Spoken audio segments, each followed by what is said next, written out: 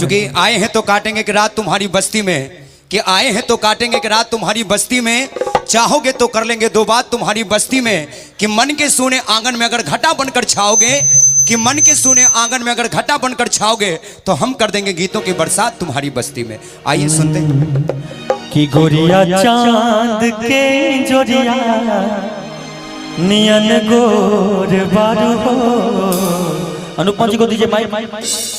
कि गोरिया चांद के जोरिया नियन गोर बारू हो। तो हर जोड़ के हो नहीं खेब जोड़ बारू हो। तो हर जोड़ के हो नहीं खेब जोड़ बारू हो। कि गोरिया चांद के जोरिया नियन गोर बारू हो। गोरिया चांद के जोरिया नियन गोर बारू हो। तो हर जोड़ के हो नहीं के तू बेगोर बारू हो। तो हर जोड़ के हो नहीं खेब जोड़ बारू हो। गोरिया चांद के जोरिया नियन गोर बारू हो। सजना चांद के जोरिया नियन गोर बारू हो। तो हर जोड़ के हो नहीं के तू बेगोर बारू हो। तो हर जोड़ के हो नहीं के तू बेगोर बारू हो।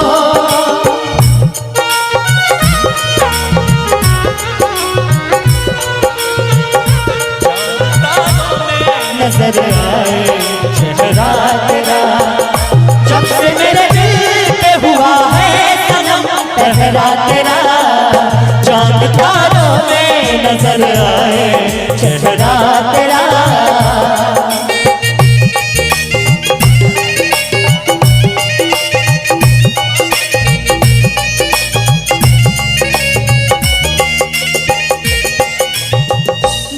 हो बाट गोरे गोरे गाल कोमल होठ लाल लाल।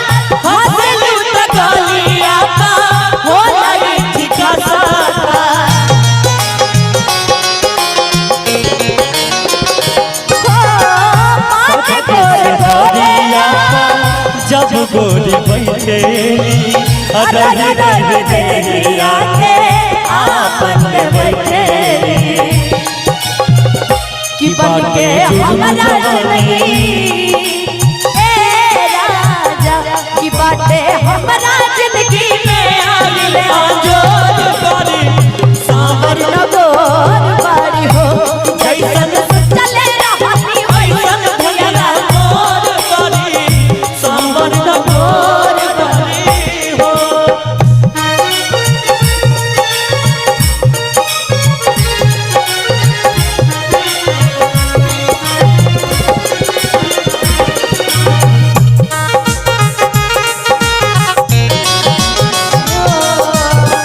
इश्क और प्यार का मजा लीजिए। इश्क और प्यार का मजा लीजिए।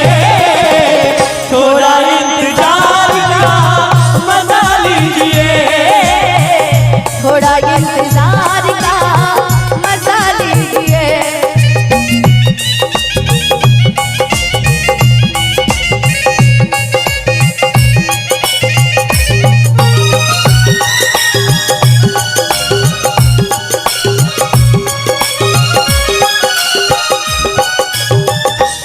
हो सज के सजारिया पे गोरी जब बैठली रही रही देहिया के आपन में बैठली रही रही।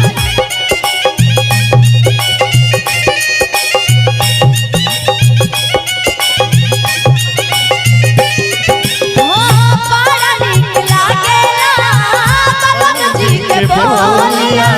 जब से आइल बारे आपन घर डोलिया।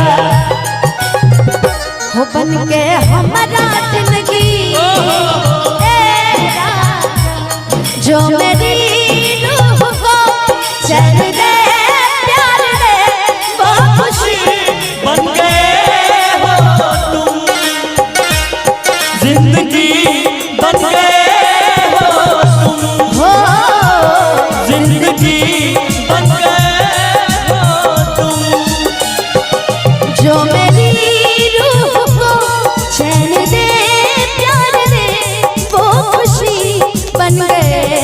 हो तुम। जिंदगी बन गए हो, जिंदगी बन गए हो तुम।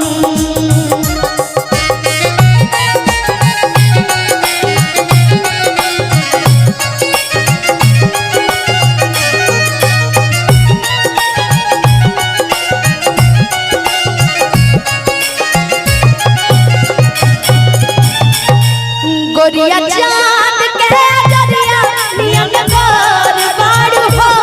गोरिया चांद के जरिया नियम गोर बाड़ हो। तोहर जोर के हुनई के तू बेजोर बारू हो। तोहर जोर के हुनई के तू बेजोर बारू हो। आपने रुपेश भैया के लिए बोला था, अब मैं उनकी तरफ से आपके लिए बोलती हूँ। बोलिए। जबन बात समर को बेबुगोर का करी। हम बोल जबन बात समर को बेबुगोर का करी। जबन कैद है अनार तू अजोर का करी। जबन कैद है अनार तू अजोर का करी। बैठ जाए आप लोग अपने अपने जगह पे बैठ जाइए, सब लोग बैठ जाइए अपने जगह पर। बैठ जाइए।